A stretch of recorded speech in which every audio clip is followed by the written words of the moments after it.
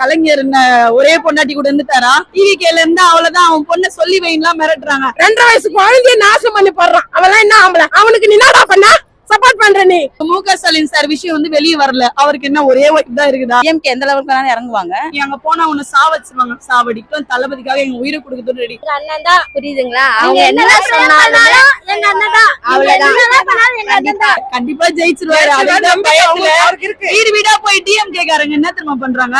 என்ன அவங்க பொண்ணு ரொம்ப மிரட்டுறாங்க. டிவிகேல இருந்து அவ்வளவுதான், அவன் பொண்ணை சொல்லி வைலாம் மிரட்டுறாங்க. அந்த மிரட்டல் உருட்டுலாம் நாங்க பயப்பட மாட்டோம். எங்க அப்பா அம்மா ஒன்னா பயப்படுவாங்க, நாங்க மிரட்ட மாட்டோம். நீங்க என்ன மிரட்டினாலும் நாங்க பயப்பட மாட்டோம். நீங்க வந்து அரசியல் பண்ற பேர்ல அடிதடி பண்ணிட்டு இருக்கீங்க. எங்க ஏரியாலயும் அதுதான் நடக்குது. அரசியல் நடக்கல, அடிதடி மவுஸ் காட்டுறாங்க, அடிதடி பண்ற. இப்ப வந்து நாங்க அவங்களுக்கு ஓட்டு போடலன்னா வேணாம்மா, நீ வந்து எங்க அம்மாவே சொல்றாங்க வேணாம்மா, நீ அங்க போனா உன்னை சாவச்சிருவாங்க. சாவடிக்கும் தளபதிக்காக எங்க உயிரை கொடுக்கறது ரெடி. ஏன்னா நாங்க மாறினாதான் எங்களுக்கு பின்னாடி இருக்கவங்க கண்டிப்பா மாறுவாங்க. அதனாலதான் இப்ப நாங்க இறங்கி இருக்கோம். அதுதான் செருப்படி கொடுக்கறாலும் அவரே ஒரு விஷயத்தை இறங்கிட்டாரு. இதுக்கப்புறம் நீ ஒண்ணும் பேச முடியாது, முடிஞ்சு போச்சு. அதான் எங்க அக்காவை கூப்பிட்டு நிறுத்திட்டாருல. ஃப்ரெண்டா பார்த்தா ஃப்ரெண்டுங்க பாக்குற கண்ணோட்டத்துல தான் இருக்கு. அவங்க ஃப்ரெண்டா இல்ல மத்தபடியா எதையும் சொல்ல விரும்பல. வதந்தி பறந்தணும்னா 1000 பரப்பலாம். கலைஞர் ஒரே பொண்டாட்டி கூட இருந்துட்டாரா? இப்ப முக ஸ்டாலின் சார் விஷயம் வந்து வெளியே வரல. அவருக்கு என்ன ஒரே தான் இருக்குதா? எல்லாமே இருக்குங்க, எதுவும் வெளியே வராது. அவ்வளவுதான். தளபதியை தேடி தேடி புடிச்சு போடுறாங்க. செல்லக்குட்டி ஒண்ணு சொல்லட்டா, மீடியா ட்ரோலு அல்லு சில்லு இதெல்லாம் நம்பாதீங்க. தளபதிக்காக எப்பயுமே ஸ்டாண்ட் பண்ணுங்க, கண்டிப்பா நல்லா நடக்கும். இத்தனை வருஷமா 50 வருஷமா அப்பா புள்ள தாத்தா எல்லாமே ஆண்டாங்க, ஒன்னும் பண்ணல. ஒரு 5 வருஷம் நம்ம தளபதிக்காக உழைச்சு பார்ப்போமே என்னதான் நடக்குது. இப்போ நீங்க 3 மாசம் நீங்க கஷ்டப்படுறதுதான் தளபதிக்கு நம்ம கொடுக்குற வெற்றி. வேலூர்ல நீங்க அழுததே லைவா பாத்திருப்பீங்க. நான் பார்த்தேன், நான் வேலூர் போனேன், லைவா பார்த்தேன். அந்த கண்ணீரை வேஸ்ட் ஆக்கிடாதீங்க. அவருக்கு கண்ணுல இருந்து அடுத்த கண்ணீர் வரணும்னா அது ஆனந்த கண்ணீர். வெற்றி அப்படின்றது மட்டும் அந்த ஆனந்த கண்ணீர் தான் வரணும். கண்டிப்பா சப்போர்ட் பண்ணணும். ஆமா, ஸ்கெட்ச் தானே போடுறாங்க, கண்டிப்பா ஸ்கெட்ச் தான் போடுறாங்க. இவங்க என்ன பண்ணாங்க? ஏடிஎம்கே இருக்கும் போது இவங்க ஸ்கெட்ச் போட்டாங்கல்ல, அதே மாதிரி இப்ப டிவிகே மேல ஸ்கெட்ச் போட ஆரம்பிச்சிட்டாங்க. அதான் பண்றாங்க இவங்க. நல்லது நடக்கும்னு யார் வந்தாலும் ஸ்கெட்ச் போட்டு அவங்க மேல அவதூற பரப்பி கெட்டவங்களாக்கி எங்க அண்ணாவே எங்க கிட்ட கெட்டவங்களா மாத்தி காட்டுறாங்களாம். அதுக்கு வாய்ப்பு இல்லை. ஏன்னா இதை விட நீங்க நிறைய பண்ணிட்டீங்க. இதுக்கப்புறம் எல்லாம் அவங்க நம்ப மாட்டோம். எங்க அப்பா அம்மா எப்படி எம்ஜிஆரை பார்த்தாங்களோ அதே மாதிரி இன்னைக்கு தளபதியை பாக்குறாங்க. ஏன்னா எங்க அம்மா சொன்னாங்க, தளபதி நல்லவர் தான், ஓட்டு போடணும்னு ஆசையா இருக்கு, ஆனா வந்து இங்க இருக்கவங்க நம்மள விடுவாங்களா? அது காரணம் பாசம் இல்ல சார், பயத்தை பரப்பி வச்சிருக்காங்க. அதுதான் சொல்லிட்டாங்களே பசங்களா, ஓம் சக்தி பராசக்தி, திமுக ஒரு தீய சக்தி. நீங்க தீய சக்தின்னு குழந்தை கூட தெரிஞ்சிருக்கு. என் பொண்ணை கூட்டு வந்து அவங்களை அசிங்கப்படுத்திட்டு இருப்பா. லேடிஸ்ல தனியா போக முடியல. எங்கண்ணா ஒரு பஸ்ல ஏற முடியல. கேட்டா நீ ஓசி பஸ் விட்டா என்ன உன்னுடைய ராஜ்யமா? அது என்ன சொல்ற? ஓசில நான் உன்ன ஓசில கேட்டேன்னா 5 ரூபாய் கொடுத்தனால பஸ்ல போக முடியாது. அதுவும் கேவலமா பேசுறேன். ஓசில தானே வர, அப்படி உட்காரு போன்ற. நான் உன்ன ஓசில கேட்டேன்னா நான் தானே துட்டு கொடுக்க போறேன். நீ துட்டு கேளு, நான் கொடுக்க போறேன், சீட் வாங்க போறேன். நீ என்னத்துக்கு அப்படி பேசுற? அவ்வளவு கேவலமா நாங்களா இருக்கோம் சொல்லு. இத்தனை வருஷம் எப்படி இருந்தோம் நாங்களாம்? எந்த காலத்துல வாழ்ந்தோம்? அத்தனை காலம் வரைக்கும் நாங்க நீங்க ஓசில கொடுத்துதான் நாங்க வாழ்ந்தோமா? நாங்க சம்பாரிச்சுதானே நாங்க எல்லாமே சம்பாரிச்சோம். எங்களால ஓட்டு வாங்கிட்டா நீ இருக்கிற, நீ எங்களுக்கு செய்ய வேண்டிய கடமை அது. நான் செஞ்சேனா என்ன செஞ்சா? என்னண்டா நீ டபுளா வாங்கிட்டு தான் எனக்கு செஞ்ச, ஓசில செய்யல, சும்மாவா செஞ்ச? நான் எனக்காக நீ செய்யறேன்னு சொன்னா என்ன செய்யற? 10 ரூபாய் நீ பிரயோஜனம் தான் எனக்கு 5 ரூபாய் தர்றேன். பெண்களுக்கு முதல்ல குழந்தைங்களுக்கு இருக்குதா? 2.5 வயசு குழந்தைய நாசம் பண்ணி போடுறான். அவெல்லாம் என்ன ஆம்பளை?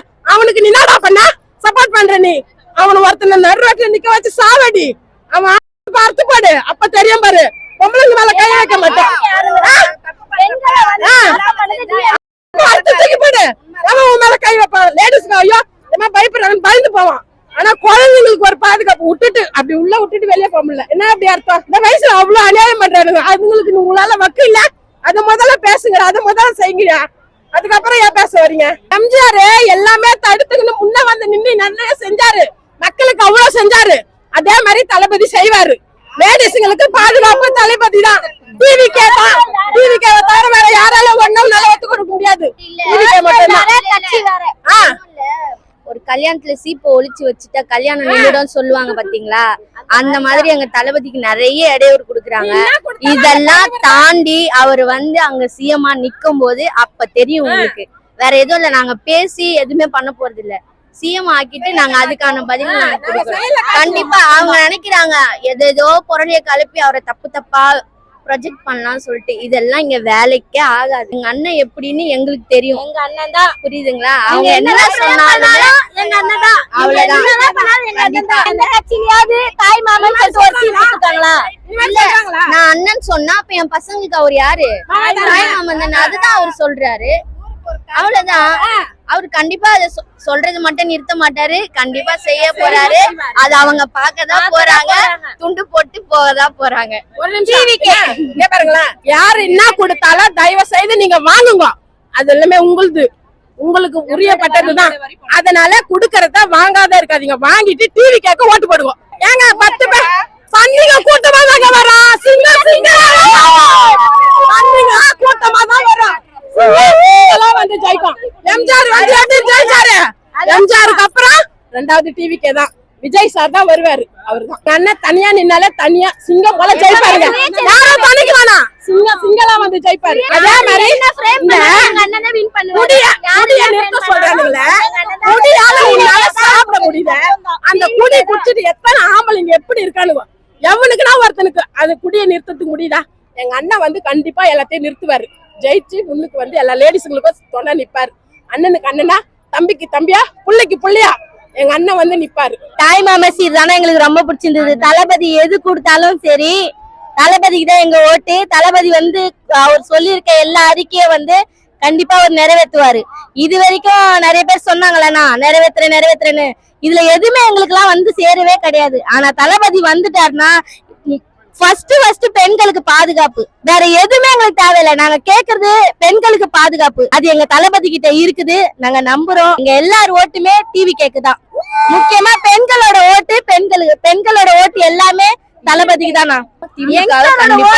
டிவி கேக்குதானா, எல்லாமே டிவி கேக்கு மட்டும்தான். அப்ப அவங்க குடும்பம் மட்டும்தான் இல்ல, வாழையடி வாழையா அவங்க மட்டும் தான் தலைமுறையா ஹை லெவல்ல இருக்காங்க. நம்ம ஜெனரேஷன் ஆளுங்களாம் பாத்தீங்கன்னா அப்படியே தான் இருக்கும். அதனால எங்க அண்ணன் வந்தாருன்னா ஜெனரேஷன் எல்லாமே மாறும், பெண்களுக்கு பாதுகாப்பும் கிடைக்கும், எல்லாருமே சந்தோஷமா இருக்கும். இவர் வந்து சொந்த காசுல குடுக்குறாரு, அது வந்து மக்கள் காசு தான், மக்களுக்கு செஞ்சாங்க. இது எங்க அண்ணனோட சொந்த உழைப்புனால வந்த காசு. அதனால இது வந்து ஊர்ல இருந்து கொள்ளையடிச்ச பணம் கிடையாது. ஊர்ல இருந்து கொள்ளையடிச்ச பணம் தான் மாசம் 1000 ரூபாய் அப்படி இப்படின்னு கொடுத்துட்டு இருக்காங்க. கேஸ் விலைக்கு நாங்க கொடுத்து வாங்குறோம் 900 ரூபாய் வாங்குறோம், ஒரு மாசத்துக்கு 900 ரூபாய் வாங்குறோம். எங்க அண்ணன் ஒரு வருஷத்துக்கு 6 கேஸ் கொடுக்குறேன்றாரு. அதுவே எங்களுக்கு பெரிய சந்தோஷம். எல்லாம் அவர் கொடுத்த அறிவிக்கெல்லாம் வேற லெவல்ல இருந்தது, ரொம்ப சந்தோஷமா இருந்தது. எல்லாருமே தயவு செஞ்சு டிவி கேட்க ஓட்டு போடுங்க, ஜெனரேஷன் மாறட்டும். இல்லங்க, சேஞ்சஸ் தான், எதுவுமே கிடையாது. இதுக்கு முன்னாடி நம்ம பார்த்துட்டே தான் இருக்கோம். முன்னாடி இருந்து எப்படி பண்றாங்க, இப்போ எப்படி பண்ணிட்டு இருக்காங்க, எல்லாமே பார்த்துட்டு தான் இருக்கும். இப்போ சேஞ்சஸ் ஏதாவது வேணும் அப்படின்றதுதான். இப்போ 2K கிட்லாம் பாத்தீங்கன்னா அவங்க ஒரு சேஞ்சஸ்ல இருக்காங்க இல்லையா, அந்த மாதிரி சேஞ்சஸ்க்காக தான் வெயிட் பண்ணிட்டு இருக்காங்க. ஸோ அது இவர் வந்தா சீமானதான் எதிர்பார்த்தாங்க ஃபர்ஸ்ட். அவரை பத்தி தான் தெரிஞ்சு போச்சு. விஜய் வந்த உடனே ஒண்ணு பண்ணாரு, அதுக்கு முன்னாடி ஒண்ணு பண்ணாரு, இப்போ ஒண்ணு பண்ணிட்டு இருக்காரு. அதனால அவரும் வேணான்னு முடிவு கட்டி வச்சுட்டு இப்போ இவர்கிட்ட வந்துட்டாங்க. எல்லாருமே இப்போ ஆப்போசிட்டா மாறிட்டாங்க, தெரிஞ்சிருச்சு.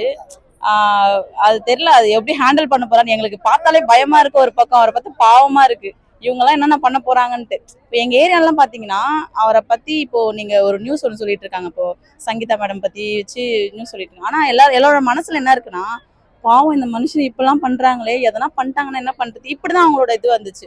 ஐயோ ஏன் இப்படி பண்றாரு, ஏன் இப்படி இந்த மாதிரி கேவலமா அப்படிலாம் சொல்லல. இந்த மாதிரி எப்படி இருந்தாலும் இவங்க டிஎம்கே பண்ணுவாங்கன்னு தெரியும், அவங்களுக்கு தெரிஞ்சுதான் எல்லாத்துலயும் வச்சுட்டாரு காலை. சரி, ஆனா இப்ப எங்களோட இதுலயும் அப்படிதான் இருக்கு, பயமா இருக்கு, எதனா பண்ணிருவாங்களோ அவரு. எங்களுக்கு அந்த ஒரு இதுதான், வேற எதுவுமே கிடையாது. டிஎம்கே எந்த லெவலுக்கு வேணாலும் இறங்குவாங்க, அது அந்த ஒரு பயம் தான். தனியா இருக்காரு, தனியா மாட்டிட்டு இருக்காரா, அந்த ஒரு இப்போ இவர் இந்த வாட்டி இப்போ ஜெயிக்கல அப்படின்னா என்ன பண்ணுவாங்கன்னே தெரியல. அது ஒரு பெரிய சிக்கல். ஆனா ஜெயிச்சிட்டாருன்னா கொஞ்சம் ஓரளவாச்சு இது பண்ணிடுவாங்க, ஜெயிக்கலன்னா கொஞ்சம் கஷ்டம். அதான் ஒரு பயமா இருக்கு. ஏடிஎம்கே முடிச்சு விட்டாரு, டிஎம்கே முடிச்சு விட்டாரு. அவரு அறிவிச்ச அறிவிப்புல சோ மாஸ்டர் பீஸ். இப்ப நல்ல கெட்டவங்க நிறைய பேர் இருக்காங்க அவங்க ஆட்சியில, டிஎம்கேல அப்படின்னு சொல்றீங்க. அவங்க கெட்டவங்களா இருக்கிறதுனாலதான் நிறைய பேர் இருக்காங்க. அவர் நல்லவரா இருக்கிறதா தனியா சிங்களா போறாரு, தனியா இருக்கிறதுனாலதான். அதனால அவர் தான் வருவாரு.